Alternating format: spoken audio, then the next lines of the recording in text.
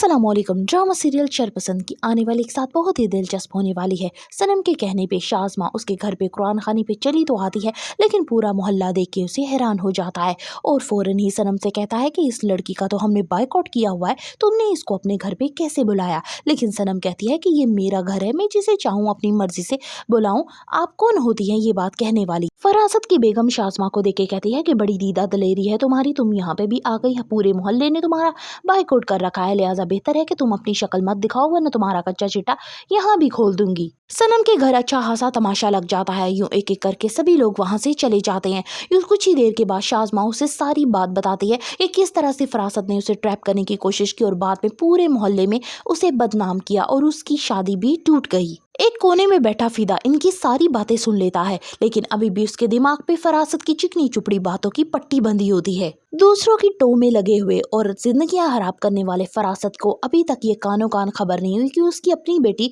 उसके नाक के नीचे क्या कर रही है, किस तरह गली के लड़के के साथ उसका भी अफेयर चल रहा है। फरासत की बीवी घर जाता ही इतना वावेला करती है, अपने शोहर से कहती है कि जब आपने मना किया है तो ये लड़की इस तरह का काम कैसे कर सकती है, आपकी मोहल्ले में इतनी इज्जत है। अब यहाँ पे फरासत कहता है कि मुझे सनम का ज़रूर कुछ ना कुछ करना पड़ेगा, क्योंकि जब मैंने मना किया है तो ये बिल्कुल उससे नहीं मिल सकती। इतनी बद्दुआएं लेने के बाद भी फरासत की चालाकियां अभी यहाँ तक खत्म नहीं हुई। शाज़मा की जिंदगी को तबाह बर्बाद करने के बाद अब उसका अगला शिकार सनम और फिदा होंगे। अब ये इन दोनों में इतनी ज़्यादा मिसअंडरस्टैंडिंग पैदा करेगा कि ये दोनों एक दूसरे से नफरत करने लगेंगे। क्या फिदा अपने घर को इस फरासत नामी बीमारी से बचा सकेगा?